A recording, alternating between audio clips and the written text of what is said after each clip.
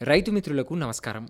ఈరోజు మనకు ప్రకృతి వ్యవసాయ పద్ధతిలో మామిడి సాగు గురించి తన అనుభవాలు పంచుకోవడానికి చిత్తూరు జిల్లా రొంపిచెర్ల మండలం మూరేవాండ్లపల్లి రైతు బి సుధాకర్ రెడ్డి గారు మనతో ఉన్నారు. నమస్కారం అండి. నమస్కారం సార్. రేడియో శ్రోతలు కూడా నమస్కారం. మరి ముందుగా మీరు ప్రకృతి వ్యవసాయం ఎప్పటి నుండి చేస్తున్నారు? అలాగే ఈ మామిడి సాగు ఎన్ని ఎకరాల విస్తీర్ణంలో మీరు చేస్తున్నారు? ప్రకృతి వ్యవసాయము రొంపిచెర్ల మండలంలో 2004 సంవత్సరం నుండి చేస్తున్నాం సార్. 5 ఎకరాల్లో ఈ పంటలో సాగు మనము మామిడి ప్లస్ వేరుశనగ కలిసి చేస్తున్నాం.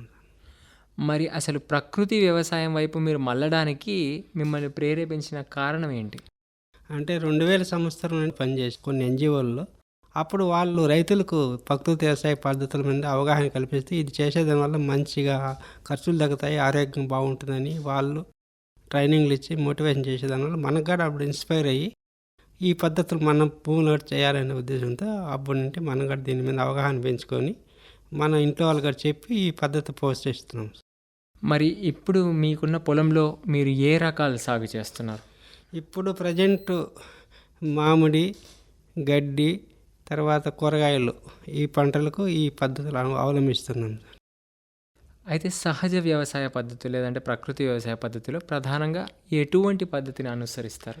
సహజంగా ప్రకృతి వ్యవసాయ పద్ధతుల్లో కొన్ని అంశాలు ఉంటాయి సార్. దాంట్లో వచ్చి విత్తన శుద్ధి ఒకటి, తర్వాత బీజామృతము, ఘనజీవామృతం తయారు చేసుకోవడము, తర్వాత ఆచ్ఛాదన అంటారు. ఆచ్ఛాదన అంటే మల్చింగ్ సిస్టమ్ అనమాట. ఈ పద్ధతులు కంపల్సరీ పాటించాలి. మరి అన్నిటికన్నా మనకు ముఖ్యమైనది నేల.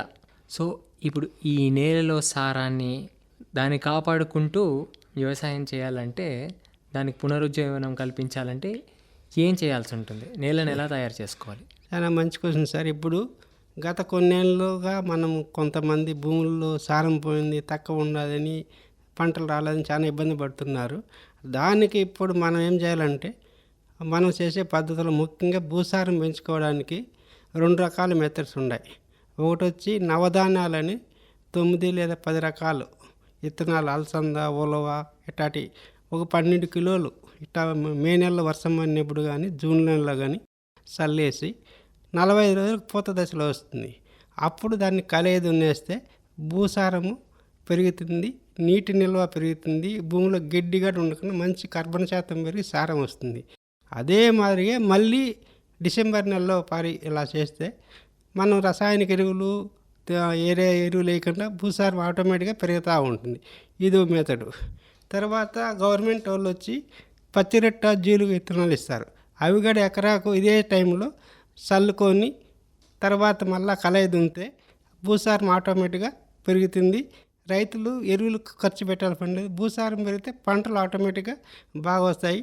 అందులో ఇప్పుడు భూమి ఎక్కువ ఎండిపోతే దాంట్లో కార్బన్ శాతం కూడా ఆవిరైపోతుంది. అందువల్ల ఎక్కువ మనం పురుగు మందులు, రసాయనిక ఎరువులు వేయాల్సి వస్తుంది. దానికోసం ఇలా పంటలు పెట్టుకుంటే భూమి కూడా బాగా పచ్చగా ఉంటుంది. ఇదే మాదిరిగా మల్చింగ్ సిస్టమ్ అని ఒకటి ఉన్నది ఈ మధ్య. లైవ్ మల్చింగ్ అంటే ఏదైనా తీగజాతి, ఉలవ ఇట్లాంటి చల్లడము, లేదంటే వేస్ట్ మల్చింగ్ అంటే మనకు భూమి పక్కన ఉన్న ఆకులు భూమి పైన కప్పు పెట్టడం. ఇలా చేస్తే భూమి తేమ ఆరిపోదు, ఈ నిదానంగా కుళ్ళి ఎరువైపోతుంది. మన ఖర్చు తక్కువతో భూసారం పెంచుకునేదానికి ఈ మెథడ్లు బాగుంటాయి సార్. ఇప్పుడు మరి ఇందాక మీరు మాట్లాడుతూ విత్తన శుద్ధి అన్నారు. ఈ విత్తన శుద్ధి ఎలా చేపట్టాలి? విత్తన శుద్ధి అంటే మనం పంట నాటేటప్పుడు ఏదన్నా విత్తనాలు మనం ముందుగా దాన్ని ట్రీట్మెంట్ చేసుకోవాలి సార్.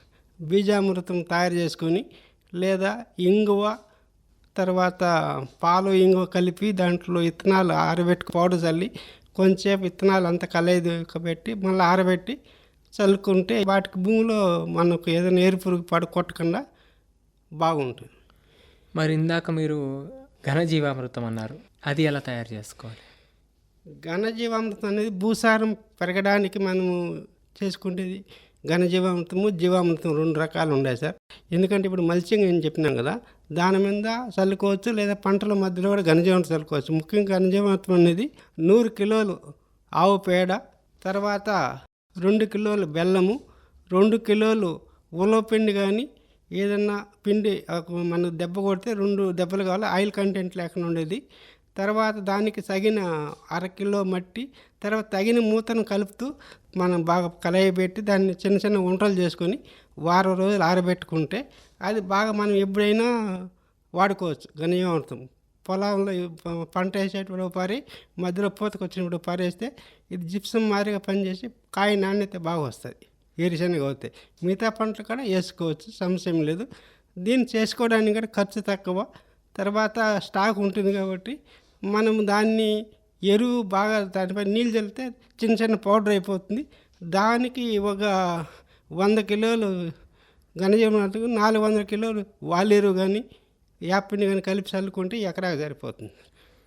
మరి సుధాకర్ రెడ్డి గారు, ఇప్పుడు ఈ ప్రకృతి వ్యవసాయ పద్ధతిలో మీరు ఈ మామిడి సాగు చేపట్టినప్పుడు ఈ నీటి యాజమాన్యం ఎలా చేపడతారు? నీటి యాజమాన్యం వచ్చి మామూలుగా ప్రకృతి వ్యవసాయ పద్ధతులు కానీ ఏ పద్ధతులు కానీ ఇప్పుడైతే ఎక్కువ మంది డ్రిప్పు అలవాటు అయిపోయింది. తర్వాత ఇంకా మనం కొంచెం బాగా చేసుకోవాలనుకుంటే మధ్యలో చెట్లకు వరుసల్లో మధ్యలో కందకాలు తవ్వుకోవచ్చు. ఉపాధి హామీ ద్వారా కానీ ఓన్గా కానీ తవ్వుకుంటే వర్షం నీళ్ళు ఆ కందకాల్లో ఇమరం వల్ల భూసారం కూడా కొట్టుకొని పక్కన ఉంటుంది. చెట్టుకు డైరెక్ట్గా నీళ్ళు గుంత ద్వారా ఏర్లకు వస్తూ ఉంటాయి. అందువల్ల మనకు నీళ్లు భూమిలో తేమ శాతం పెరిగితే మళ్ళీ దాని పక్కన ఏదైనా చిన్న చిన్న గడ్డి పడిపడి భూమి కూడా తేమ ఆరి పక్కన ఉంటుంది.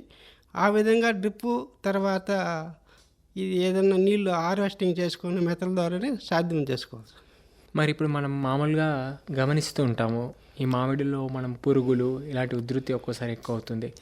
మరి రసాయనాలు వాడి వాటిని నియంత్రిస్తుంటారు సాధారణంగా అయితే. మరి వీటికి ఈ పద్ధతిలో ఎటువంటి ద్రావణాలు కానీ ఎలాంటివి వాడతారు? మరి అదే పురుగులు వస్తున్నాయా లేదా తెలుసుకోవడానికి మనం ట్రాప్స్ ఉన్నాయి సార్. ఎల్లో ట్రాప్స్ అంటే మనం ఒక అడుగు ఎడల్పు అడుగు పొడుగుతో మనం పంటల్లో ఆడాడ దాన్ని గట్టిగా పెడితే గ్రీస్ పూసి పురుగులు వస్తున్నాయా లేదా దాన్ని కరుచుకుంటాయి, ఉధృతి తెలుస్తుంది. దీన్ని నియంత్రించుకునే దానికి మనం లైట్ ట్రాప్ అని ఒకటి ఉండాలి. అంటే 200 క్యాండిల్ బల్బు పొలాల మధ్యలో వేసి పెడితే నైట్ అంతా లైట్ మలుగుతూ ఉంటుంది కాబట్టి దాని కింద కొన్ని నీళ్ళు పెట్టింటారు. అప్పుడు ఆ పురుగులన్నీ వచ్చి ఆ లైట్కు వెళ్తరికి వచ్చి నిలబడిపోతాయి. ఇది చాలా ఎక్కువ దూరంలో ఉన్న పురుగులు కూడా వస్తాయి. ఇదే మాదిరిగా ఈ కొన్ని ఏరియాల్లో కరెంట్ సౌకర్యం లేనప్పుడు సోలార్ లైట్ ట్రాప్ అని ఒకటి డిపార్ట్మెంట్ నెట్ క్యాప్ సప్లై చేస్తున్నారు. దాన్ని కూడా వాడుకోవాలనుకుంటే వాడుకోవచ్చు. జనరల్గా మనము ఇట్టా పురుగులు నియంత్రించుకోవడానికి ఈ 2-3 మెథడ్లో చేసుకోవచ్చు. ఈ పురుగులు నియంత్రించుకోవడానికి ఈ ఎన్ని ఉన్నాయని తెలిసినప్పుడు మళ్ళీ వాటి గుడ్డు దశ నుండి నిర్మూలించుకోవడానికి మనము వేప కషాయము లేదా నీమాస్త్రం తయారు చేసుకొని ఓన్గా సహజంగానే దాన్ని స్ప్రే చేస్తే ఈ పురుగులు కంట్రోల్ చేసుకోవచ్చు. ముందుగా నీమాస్త్రం తయారు చేసుకోవడానికి కావాల్సిన పదార్థాలు, 1 ఎకరా నీమాస్త్రం తయారు చేసే పదార్థాలు 5 కేజీల పచ్చి ఏపాకు లేదా ఏప పండ్ల పొడి, ఆవు మూత్రం 5 లీటర్లు, ఆవు పేడ 1 కేజీ, మంచినీళ్ళు 100 లీటర్లు.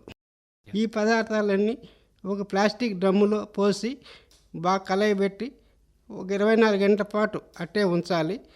తర్వాత 24 గంటల తర్వాత వడగట్టి దాన్ని వచ్చే ద్రావణాన్ని నీమాస్త్రం అంటారు.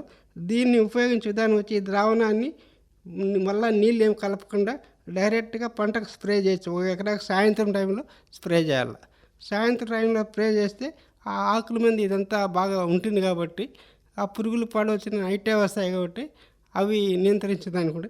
దీని కూడా ఏమేమి పురుగులు కంట్రోల్ అవుతాయంటే రసం పీల్చే పురుగులు, అదే మాదిరిగా మురుగుడ్డు దశలో కొన్ని పురుగులు నివారించవచ్చు. ఈ మాదిరిగా రసం పీల్చే పురుగులు దీని ద్వారా నివారించవుతాయి.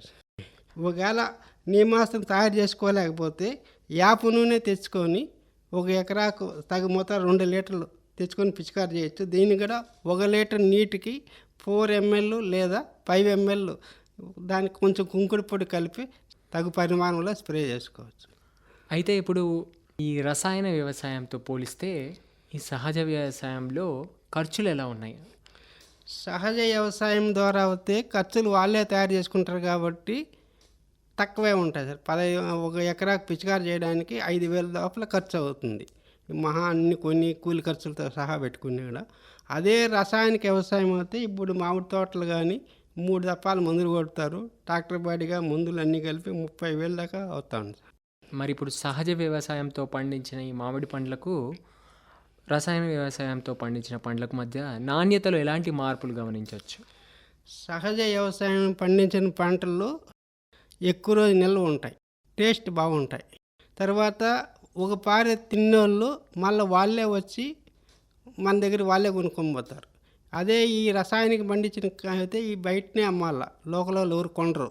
అవి తిన్నా కూడా రోగాలు వస్తాయి. మనకు ఆరోగ్యం ఉండాలంటే ఈ పద్ధతిలో పండించుకుని తింటే ఖర్చులు తక్కువ, ఆరోగ్యం కూడా బాగుంటుంది. మరి ఇప్పుడు సహజ వ్యవసాయంలో మనం గమనించినట్లయితే ఇందాక మీరు చెప్పినప్పుడు ఆవు పేడ, ఆవు మూత్రం ఇలాంటి అవసరం కాబట్టి ఆ జీవాలు ఉంటేనే వాళ్ళు అది చేయగలుగుతారు. మరి లేని వాళ్ళకు ఎలా? లేని వాళ్ళకు వచ్చి పుల్లటి మజ్జిగ ద్రావణం అని ఒకటి ఉంది సార్. ఈ పుల్లటి మజ్జిగ ద్రావణం కూడా మనమే ఇప్పుడు ఆల్రెడీ అందరూ మజ్జిగ పెట్టుకుంటూనే ఉంటారు. దీన్ని కూడా మనం ఎలా తయారు చేసుకుంటే ఒక ఎకరాకు పుల్లటి మజ్జిగ అంటే 3 రోజులు పుల్లబెట్టిన మజ్జిగ 6 లీటర్లు, 100 లీటర్లు నీరు, ఈ 2 డ్రమ్ముల్లో కలిపి ఒక ఎకరాకు సాయంత్రం టైంలో పిచికారి చేయాలి సార్. దీని గుండా ఏమేమి పురుగులు పోతాయంటే ఆకుమచ్చ, తర్వాత కాయమచ్చ, బూజు తెగులు నివారించబడతాయి. ఇవన్నీ ఎక్కువ ఇప్పుడు మామిడి తోట కూడా ఫంగస్ రోగాలు ఎక్కువ వస్తున్నాయి. వాటికి అనేక రకాల మందులు కొట్టాల్సి వస్తుంది.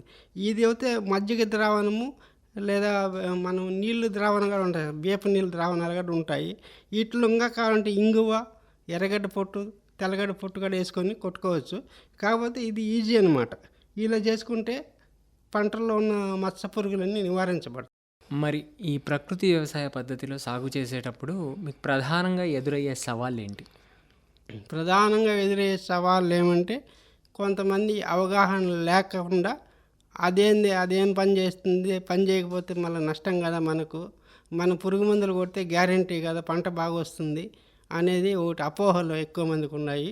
తర్వాత ఫస్ట్లో ఎవరు నమ్మరు ఈ ప్రకృతి వ్యవసాయం అంటేనే, అది వాళ్ళు ఏదో చేసుకుంటారా చేసుకొని మనకు వద్దు అని చెప్పేది ఎక్కువ ఉంది.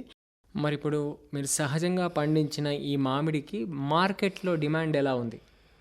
సహజంగా పండించిన మామిడికి మార్కెట్లో మనకు బాగా సేల్స్ బాగా అవుతుంది, తర్వాత రేట్లు బాగుంటాయి, తర్వాత మన ఖర్చులు తగ్గేదాని వల్ల మనకు హ్యాపీగా ఉంటాం.